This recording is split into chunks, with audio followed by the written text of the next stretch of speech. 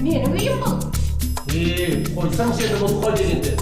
Қой дейді ғой маған, қасықтап қанымды бітіп, қарашайды тұрғанын. Кетші. Неменеге бешірейіп тұрсың? Енді біраз ұйықтап алайын деп ем, айғайлап маза бермедіңдер ғой. Сәбира, сенен көретін болдық қой. Сенімен көрші боламыз деп енді аузымызды ашпайық па? Жоқ, енді жеке меншік үйде тұрып жатқан жоқсыңдар ғой. Сенің есің бір, менің есің бір. Өсек әңгіме жат үйіңді. Айман, сен маған өйтіп айғайлама, ұқтың ба? Онда араласпа біздің әңгімеге. Құлағыңды түресің де жүресің. Басқа істейтін жұмысың жоқ па? Сөз ұқпайды бұл. Кім сөз ұқпайды? Сен сөз ұқпайтын. Өмір көрмегенсің сен. 40-қа келгенше байға тимейді. Не байы жоқ, не бала жоқ. Онда сенің шаруаң қанша, а? Мазасы кеткен кәрі қыз екеніңді бәрі біледі. Көрінген жерге қыстырылсын.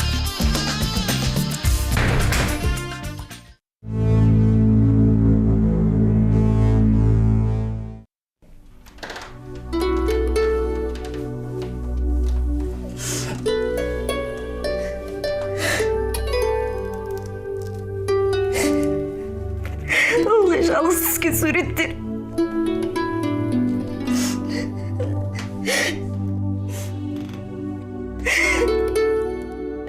Құдай жалғыз, мен жалғыз.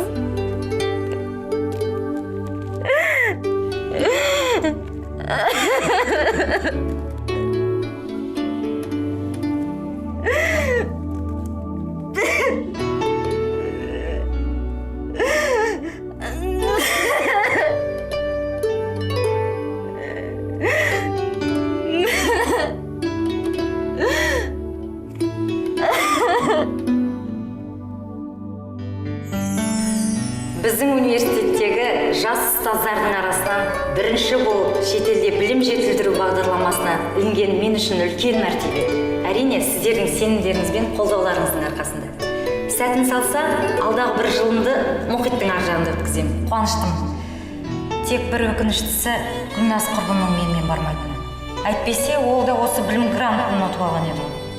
Сәбира, алтын құрбым, мен барарақ едім. Бірақ өзің білесің, жақында тұрмысқа шығам. Маған шетелде жүргеннен гөрі жанұялы болған маңыздырақ. Гүлназ, бір-ақ жыл ғой, өтеді де кетеді. Сәбира, түсінші, бір жылдың өзі бір адамның тағдырын шешуге жеткілікті. Ал жарайды, рахмет сіздерге, достар.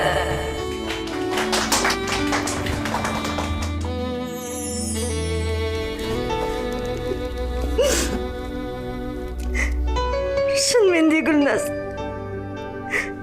бір жылдың өзі бір адамның тағдырын өзгертеді екен.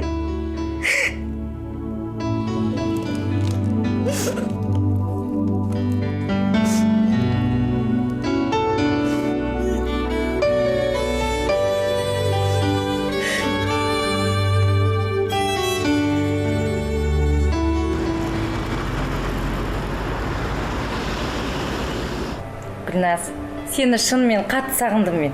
Көріспегелі қанша уақыт өтті. Иә, кебең тірлікпен жүріп, мен де уақыттың қалай өткенін байқамай қалыппын ғой. Сәбира, сен әлі жап-жассың. Үлкен ұлың ба? Иә, үлкенім. Есімің кім? Диас. Жасы нешеде? 9-да. Жақсы екен. Ақылды бала. Өзің қайда жұмыс істеп жатырсың? Мен сол университетте деканмын. Ғылыми монографиялар жазып, еліміздің 4 бұрышында конференцияларға қатысып әлі жүрмін. Жалғыз тұрасың ба? Я, Гүлназ, қазір жалғызбын. Сіңілім осында тұрады. Осында оқиды. Дұрыс екен. Сәбира, сен неге тұрмысқа шықпадың? Осылай болды. Қызметті бәрінен бек қойдық қой. Есесіне міне көз алдында. Өзіммен өзім, жападан жалғыз. Қой енді құрбым. Шын айтамын, Гүлназ, жақында 40-қа толам. Неге сені тыңдамадың кезінде? Маңдайыңа жазғаны да, есесіне ғылымның биігіне шықтың. Ғылымды бағалайтын адам қалды ма бұл өмірде? Жылдар өткен сайын жанымды жеп барам. Иә, мен саған қанша рет айттым, тұрмысқа шық деп. Карьера ешқашан әйел адамның бақыты болмайды ғой, Сәбира. Тыңдамадым ғой, тыңдамадым.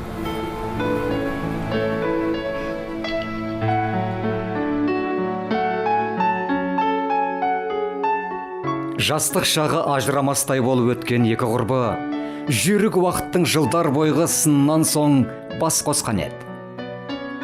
Бірі 3 баланың анасы болса, бірі кәрі қыз деген қосалқы есімнен айырылмастай болып үлгірген. Бірі отбасындағы қуанышын айтса, бірі өзегін өртеген өкінішін айтып, ұзақ-ұзақ сырласқан еді.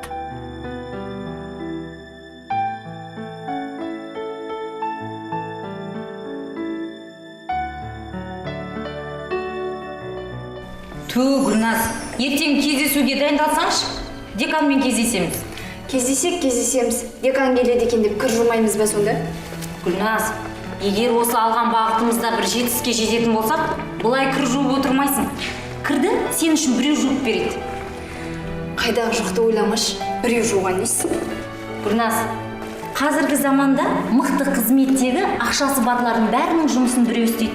Сол үшін жан таласу керек. Ертең күйеуге шыққан соң қалады бәрі. Орнымен армандасаңшы. Күйеуге қалжыңдап тұрсың ба? Шықпаймын мен күйеуге. Сол жүрем біреудің сасық шұлығын иіскеп, керек емес маған. Қалай керек емес?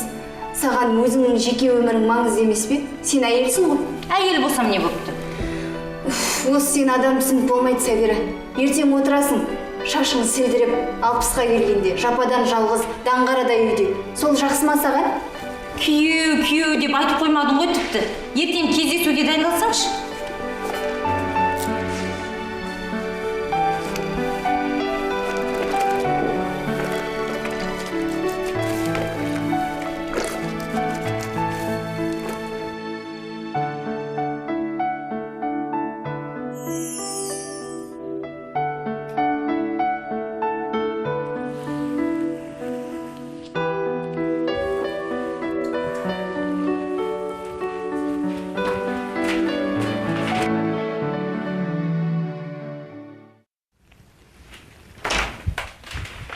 Рабиға, ұйықта болып таңнан кешке дейін телефон шықпамай. Сәбира, сөйлесіп жатырмын ғой. Кіммен сөйлесесің осы таңнан кешке дейін? Сәбира, неге маза бермейсің осы маған, а? Айғайлама, жат болды. Жап-жас болып алып, жігітте басын қалсын.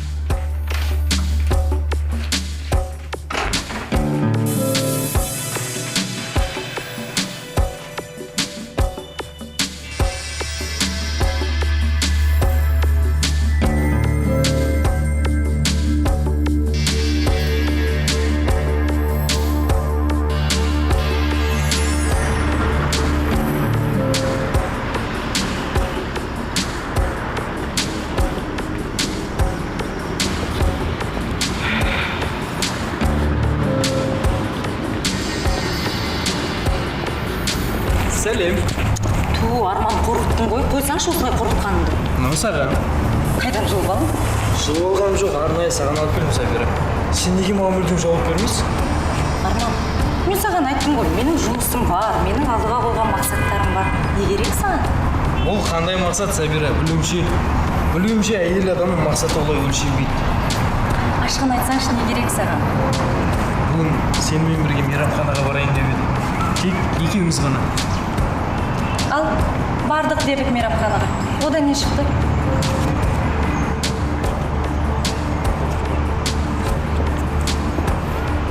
Сәбира, сен әлі өкінесің.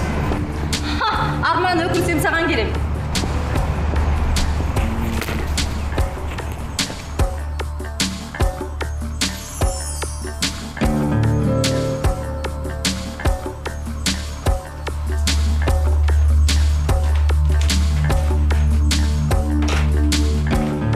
Рабиға, мен не айттым саған?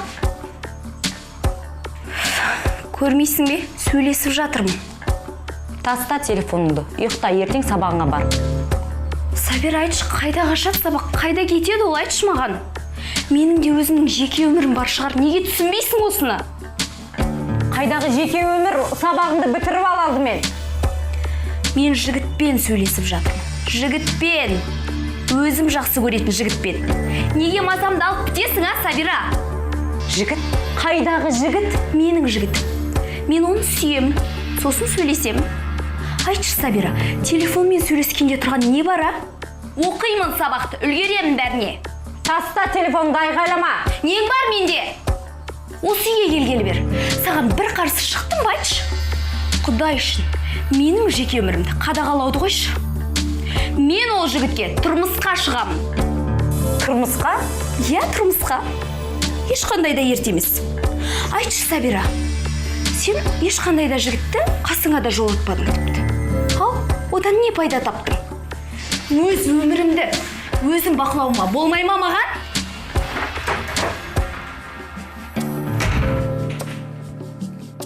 Бір заманда өмір сүргенімен дүние танымы екі түрлі апалы сіңлі екеудің келіспей қалатын тұсы да осы жеке өмір мәселесі болатын. Өз өмірін тек жалғыздыққа үйреткен Сабира сіңлісінің жеке өмірі барын үнемі естен шығаратын.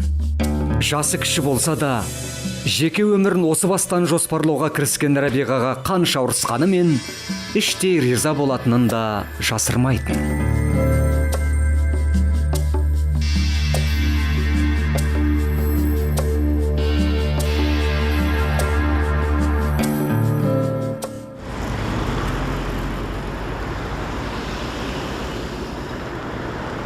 Қандай күшті? Я, жаңадан келді бұл киімдер, өзіміздің отандық фирманың өнімдері. Бағасы қанша? Қолыңызда ұстап тұрған жиденің бағасы 3000 теңге. Қандай әдемі? Андағы бір жастағы қыз балаларға арналған. Қызыңыз бір жасқа толды ғой? Менің балам жоқ. Балам жоқ. Онда сыйлыққа қарап едіңіз? Жоқ. Әшейін қызығып. Балам жоқ дейді, онда неменеге уақытымды алып аралап жүр? Түсінбеймін осындайларды.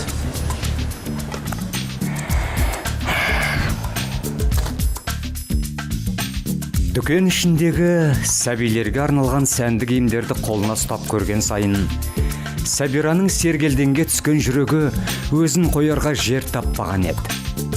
Оның жаны аналық мейірімді, баланың жұпар иісін аңсады.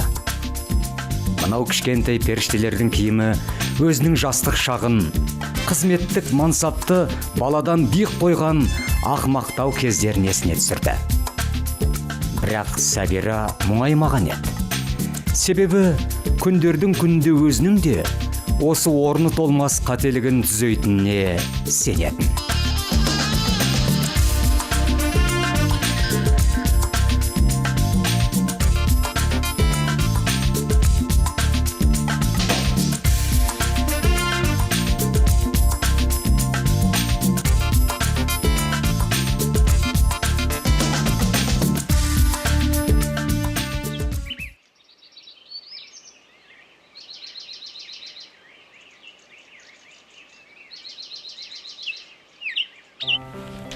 Үйдің бәрін қатырып тастапсың ғой, құрбым.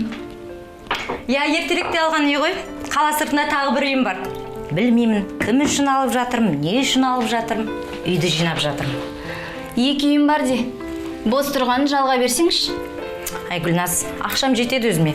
Бөтен адамдарға берсем былғап тастайды емес пе? Шайдан алып отыр, өзіңе не жаңалық? Сол үйдің бітпейтін шаруасы. Үлкен ұлым таеквондоға қатысады. Жақында жарысқа барды. Сол жарысқа қатысам деген соң, соның шаруасымен әлек болып жүрмін. Жақсы екен, Гүлназ. Мен сияқты жалғыз емессің ғой. Қайта-қайта айта бермеш, құрбым. Сенің әлі уақытың бар. Тұрмысқа шығып, бір бала туып алатындай уақытың бар ғой. Ай, қайдам. Енді мені кім ала қояды дейсің? Әлемнің бәрін аралап тастаған сияқтысың ғой.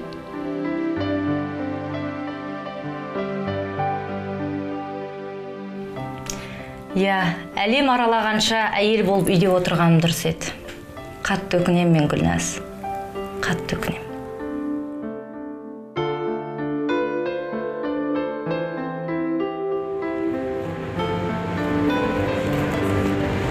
Қалғалай, Айман, мыналарды өткізіп жіберші. Не болды таң атпастан? Айман, мына сүттің мерзімі өтіп кеткен ба? Кәнекеш, көрейін. Ақырын алсаңшы, неге сонша ашуланасың? Таңның атысы, кештің батысы дүкенде сатушы болсаң көрер едім. Менің не жазығым бар? Үйінде ол айғай-шу. Дүкенде де ашуға болғасында жүресің. Ұнамаса жұмысыңды жасама. Жұмысты маған сен тауып бересің ба? 2000.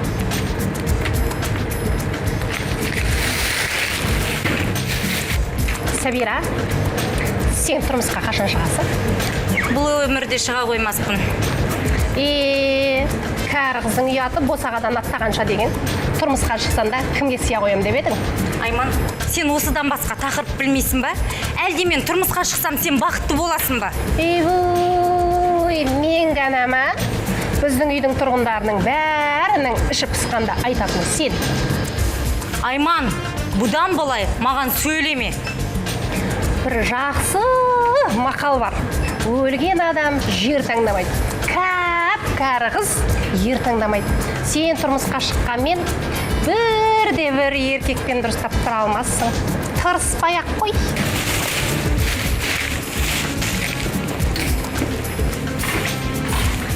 Не болды? Таң атпай соншама асығып. Төрт қолымыз жоқ қой біздің. Шынымен, Сәбира өмір сүретін көп қабатты тұрғын үйдің өсек аяңы да өзі болатын. Сәбира мұның бәрін іштей білетін, бірақ шарасыз еді. Кәрі қыз деген қатты сөз жүрегін тілімдеп жатса да, үйіне еңсесін тіктеп оралатын. Кішкене сіңілісіне жан дүниесінің төңкеріліп жатқанын еш сездірмейтін еді.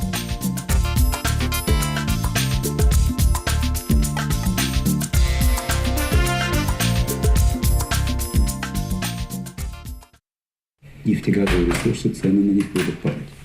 Две причины можно будет обозначить. Первая причина, что сегодня мы видим очень мощное развитие альтернативных источников. Сабира, қатты шаршадың ба? Я бүгін ауыр күн болды. Үш топқа қатар лекция оқыдым. Сабира, Источников мені кешірші. получает энергию. Не үшін?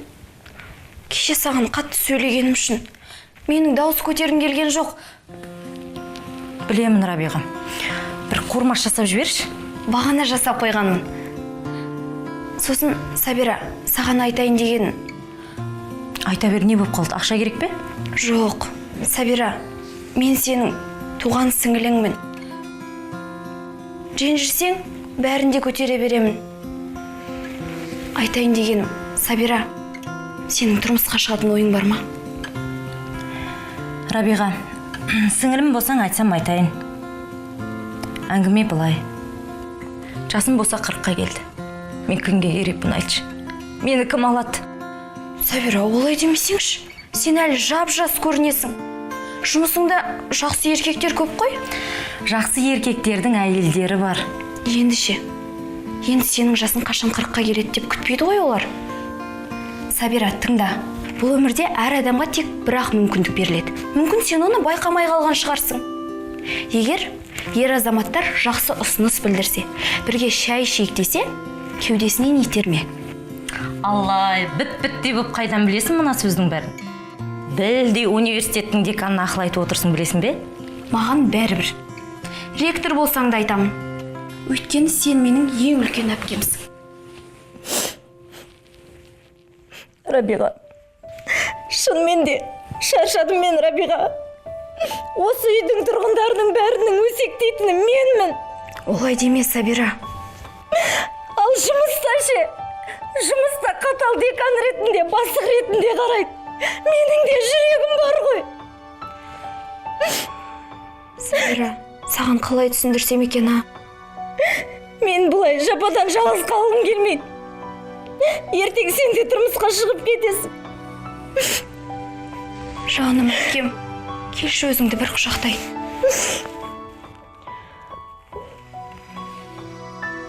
Сабира, ол үшін адам өзін өзі түзетуге тырысуы керек. Егер жақсы ер азаматтар саған көңіл бөліп жатса, қашпа. Керісінше, олардың алдында өзіңді нәзік, қылықты әйел ретінде ұста. Сөйтші, Сабира, бір эксперимент жасап көрейік, жарай ма? Жарайды.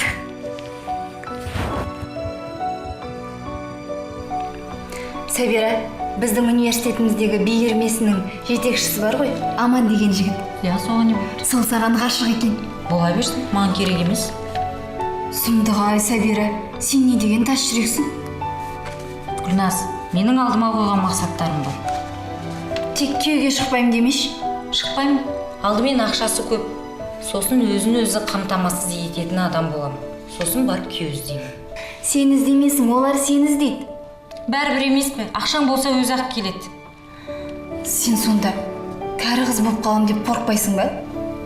Жоқ. Жүр ғой миллион қыз күйеуге шықпай. Ештеңе етпе. Әй, Сәбира, құрбым-ай, сен қазір ештеңені түсінбей отырсың ғой. Жарайды, өзің білші. Ақылшым-ай, сабағыңа дайындал, шетелге оқуға кетеміз.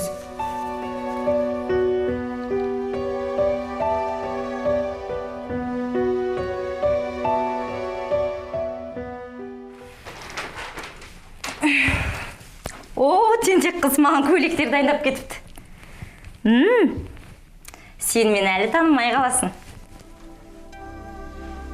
Ақша, байлықтың да ешқандай пайдасы жоқ екенін түсіндім.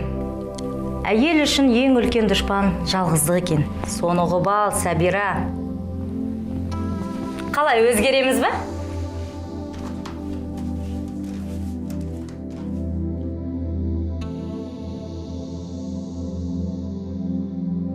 Я, өмірді өзгертем деп айту жеңіл. Ал шынымен өзгерту екінің бірінің қолынан келмейтін шындық. Ал Сәбира өз жүрегінде шешім қабылдаған еді. Кәрі қыз деп кемсітетіндердің аузына құм құйылу үшін, өз қатарластарының алдында ұялмау үшін. Ең бастысы, соңынан ерген сіңлісінің жігерлі сөздері оның жүрек қылын қозғап жібергендей еді.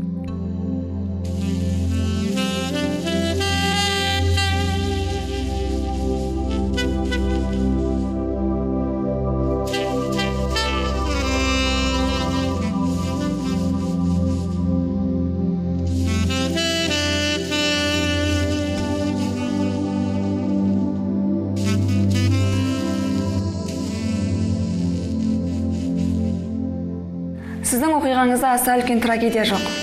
Бәрі адамның өзіне байланысты. Тыңдаңызшы, мынадай аңыз бар. Бір ханның ерке тәкаппар қызы болыпты. Көзіне ешқандай жігітті ілмепті. Содан айлар өтеді, жылдар өтеді. Қыз өзінің өміріне, тағдырына кінә арта бастайды. Бір күні қарт оны үлкен гүлзарға апарады. Гүлзарда әсем әдемі гүлдерді көреді, көзі қызығады. Бірақ қарт ішінде ең әдемісін таңда. Бірақ бірде біреуіне қол тигізбе дейді. Ішінен ең әдемісін таңдайын десе, қарттың айтқан сөзі есінен кетпейді. Содан қыз көп ойланады. Неліктен бұлай тұрмысқа шықпай жүрген? Мынаңыздың астарын түсіндіңіз бе? Әрине, менде де осы жағдай. Кезінде танитын қыздар тұрмысқа кетіп жатты. Осылардың қай жеріне қызығып шығады деп ойлайтынмын. Сіз кәрі қыз деген сөзден қашпауыңыз керек. Ол оң босағада отырған қыздарға жасалған психологиялық шабуыл.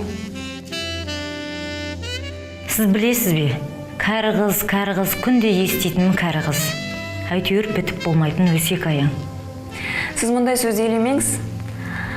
Сосын басқа салғаны осы, тағдырдың жазғанына көнеміз ғой деген сөзден қашуыңыз керек. Адамның тағдыры өз қолында. 40-қа келсеңіз де, 50-ге келсеңіз де, бәрі өзіңізге байланысты. Соны енді түсініп келем. Нақты бір шешім қабылдай алмаған соң, психолог ретінде өзіңізге келіп отырмын. Өзіме жақын жан жоқ деп ойлап келдім. Тағдырды кінәлаудың түк те қажеті жоқ. Бәрі өзіңізге байланысты екенін ұмытпаңыз. Білесіз бе, мен осы уақытқа дейін тек жұмыстан ләззат алып келдім.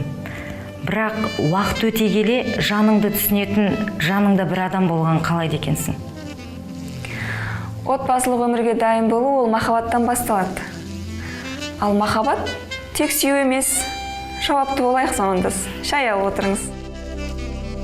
Психолог маманға бар сырын ақтарып салған сайын, Сәбира жан дүниесінің тазарып, өзгеше бір күйге түсетінін білетін. Армандарға иек артатын. Сондықтан болар, табиғат кезіп, саябақта серуендеп кететіні де бар еді. Себебі саябақ оның өткен өмірінің айнасы іспетті болатын. Ал енді, алсаңшы гүл сыйлап тұр ғой ол саған. Ақмақ қыз, кезінде менде сыйлаған гүлден бас тартқан болатын. Білсең ғой қазір қалай өкінетінді.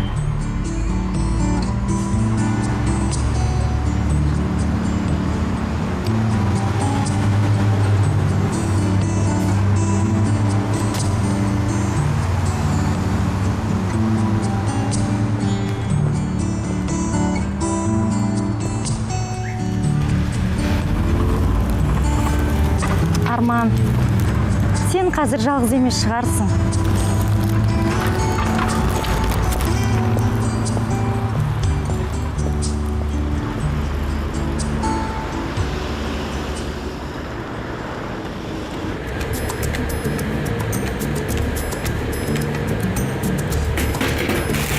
Сәлем, Айман. Сәлем. Қалайсың? Жақсы. Әдем болып тұрсың ғой. Рахмет. Менен қанша? Қазір 500. Рахмет, Айман. Мынаға не болған ей? Сәлде жігіт тауып алды ма? Сәбира қатыр. 40-қа келгенде күйгі шығайын деп жүрме.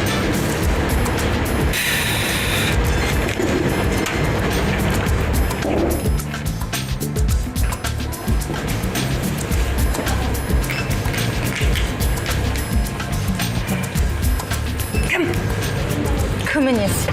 Жігіт кім деймін? Қайдағы жігіт? Жігіт тауып алдың ғой, я? Жоқ ешқандай жігіт. Айтпайсың ғой. Айтпаймын. Бәрібір біліп алам өзім.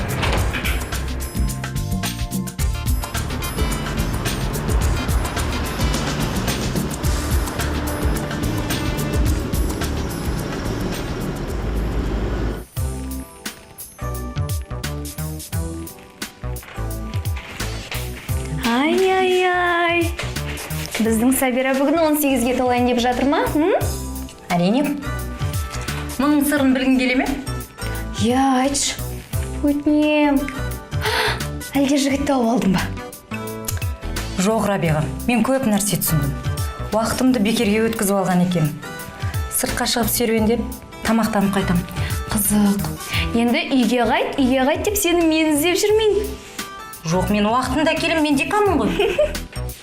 Дұрыс, Сабира. Баяғыдан бері осылай жасамайсың ба? Менен бұрын тұрмысқа шығып үлгер. Әйтпесе мен сені күтпеймін. Күтесің, ей қыз бері кел.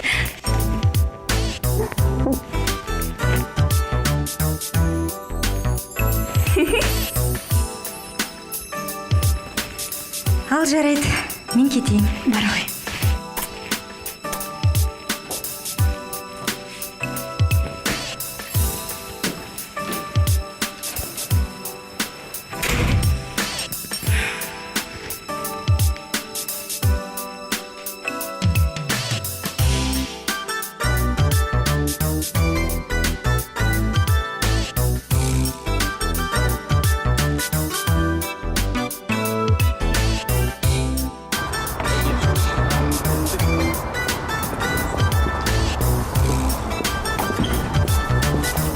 Ол бақыт деді. Әйел бақытына бөленгісі келді. Ана бақытында сезініп көргісі келді. Бала сүйіп қуанышын еселегісі келді. Айналасындағы адамдардан тек жақсылық көрді үйренгендей болды. Ең бастысы, ол тағдыр тарту еткен теңдессіз сезімдермен бірге тербеліп бара жатты.